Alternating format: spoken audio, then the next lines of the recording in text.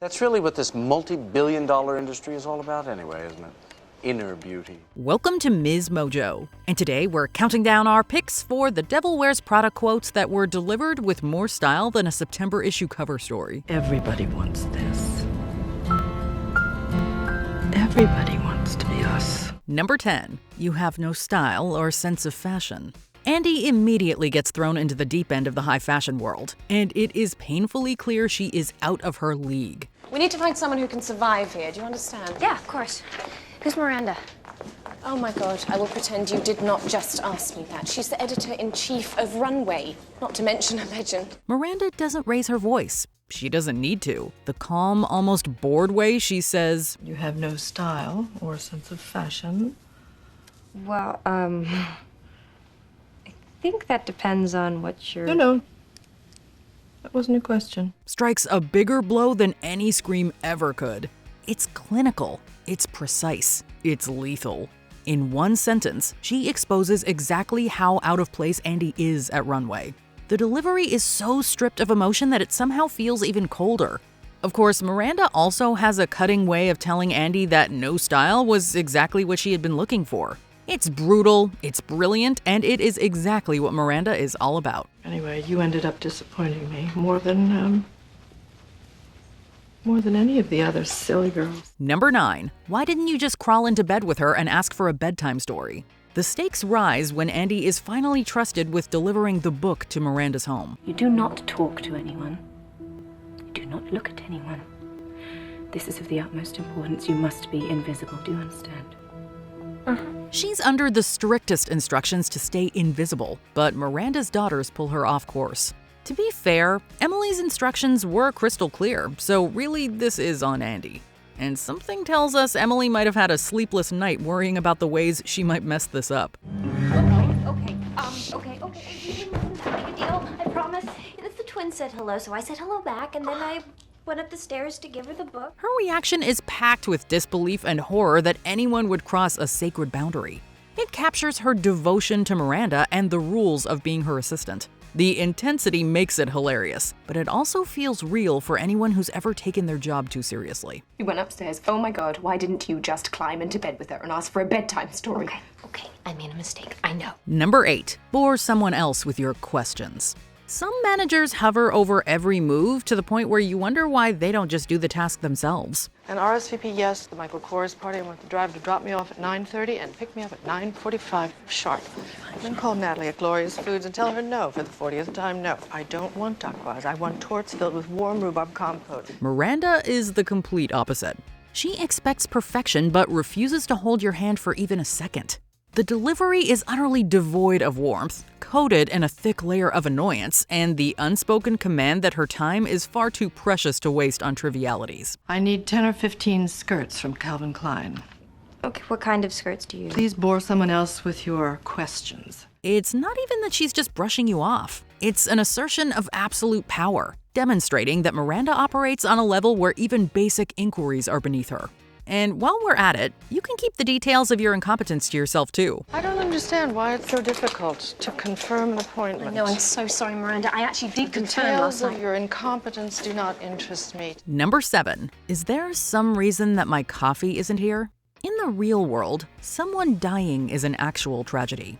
A late latte is a minor inconvenience. I want one no-foam skimmed latte with an extra shot and 3 drip coffees with room for milk.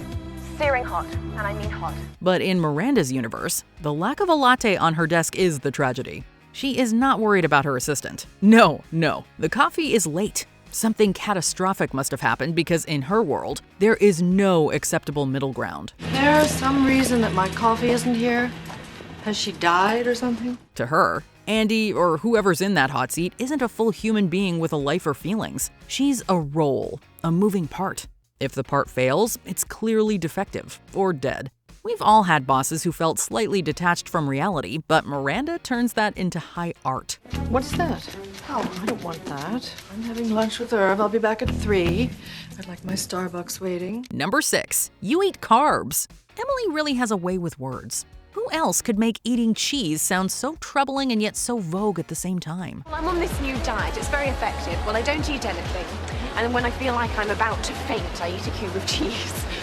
Well, it's definitely working. I know, I'm just one stomach flu away from my goal weight. Then, when Andy visits Emily in the hospital after her accident, she has bad news to share. We've all been in Emily's shoes, where we watch someone who's seemingly less deserving propel into a position that we feel we're way more deserving of. Face it, Andy. You sold your soul. The day you put on that first pair of Jimmy Choos, I saw it. For Emily, that's missing out on her dream Paris trip since Miranda has decided to give her ticket to Andy. It's her exasperated "you eat carbs" moment that seals it. She's angry and frustrated, and based on the bread roll she's ironically eating, she's feeling defeated AF. You don't deserve them. You eat carbs, for Christ's sake. God!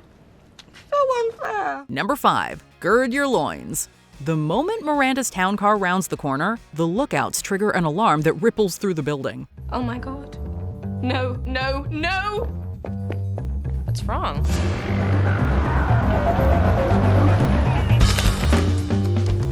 She's on her way.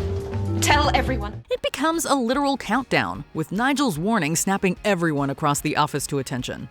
At this point, much like Andy, we still don't fully understand the panic, so this line sets the tone perfectly.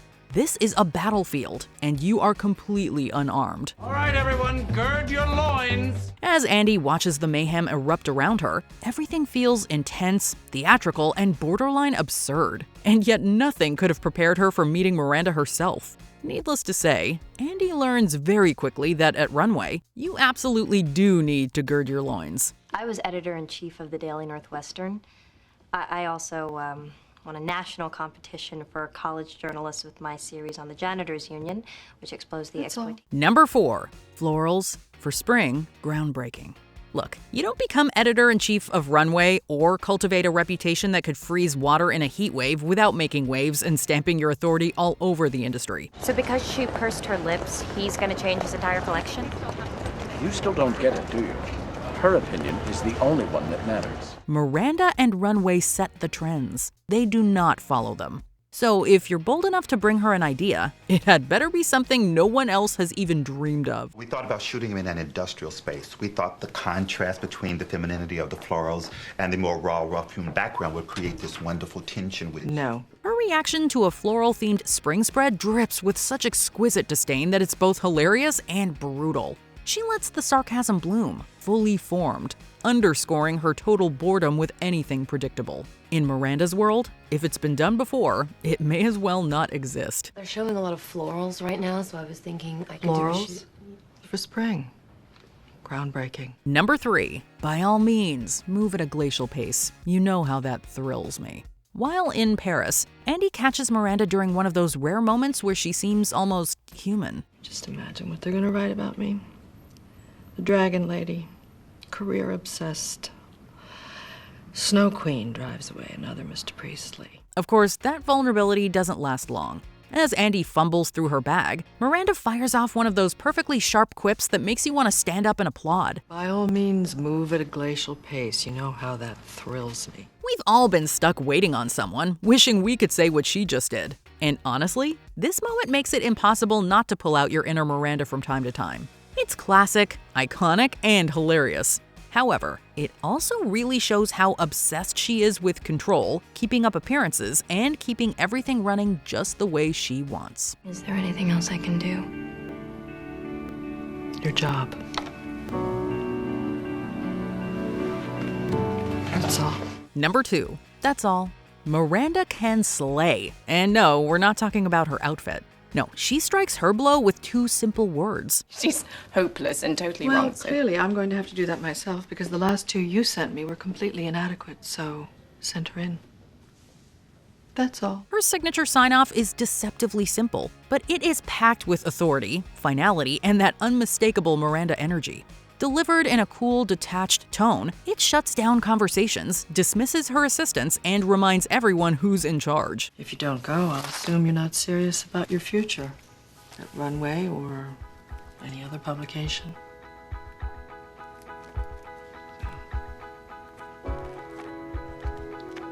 The decision's yours. That's all. Yeah, if Miranda says, that's all, she may as well have just slammed the door in your face. The power isn't in the words themselves, it's in the effortless, almost indifferent way she says them. We aspire to be this level of iconic. Miranda always gets the last word, every single time. Is there anything else I can do for you? That's all. Before we unveil our top pick, here are some honorable mentions. The Chanel boots? Yeah, I am. We hope that mic she just dropped was Chanel too. Are you wearing the Chanel boots? Yeah, I am. Am I reaching for the stars here? Miranda certainly doesn't ask for much. Also, tell Richard I saw all the pictures that he sent for that feature on the female paratroopers, and they're all so deeply unattractive. Is it impossible to find a lovely, slender female paratrooper? No. Am I reaching for the stars here? No. Not really. That I can't even talk about. Welcome to the office, Andy. That I can't even talk about. We brushed each other's hair and gabbed about American Idol. Looks like Andy got a lesson in good shading. She say why? Yes. Yeah, she explained every detail of her decision-making. And then we brushed each other's hair and gabbed about American Idol. I see your point. Some hideous skirt convention. Cold, efficient, and makes us want to burn every mid-length khaki skirt we've ever owned. Oh, I'm sorry. Do you have some prior commitment? Some hideous skirt convention you have to go to? Before we continue, be sure to subscribe to our channel and ring the bell to get notified about our latest videos. You have the option to be notified for occasional videos or all of them. If you're on your phone, make sure you go into your settings and switch on notifications. Number 1. The Cerulean Monologue. This entire monologue is a tour de force, a masterclass in acting and character development that utterly redefines Miranda Priestly. You go to your closet and you select, I don't know, that lumpy blue sweater, for instance, because you're trying to tell the world that you take yourself too seriously to care about what you put on your back. But what you don't know is that that sweater is not just blue, it's not turquoise, it's not lapis, it's actually cerulean. She calmly and authoritatively walks through the journey of the lumpy blue sweater, connecting it to the trends Andy doesn't even understand, and it is fascinating to watch. Meryl Streep delivers each line with measured precision, moving from a patient explanation to a sharp critique of Andy's naivety. Trickled on down into some tragic, casual corner where you no doubt fished it out of some clearance bin. However, that blue represents millions of dollars and countless jobs. It's more than just a fashion lesson. It's about influence, power, and the forces that shape the world behind the scenes. This monologue not only shifts Andy's perspective, but also reveals the depth and intelligence behind Miranda's seemingly frivolous empire, solidifying her as a complex and brilliant antagonist. You think that you've made a choice that exempts you from the fashion industry when in fact you're wearing a sweater that was selected for you by the people in this room from a pile of stuff. What's your favorite Devil Wears Prada line to quote? Let us know in the comments.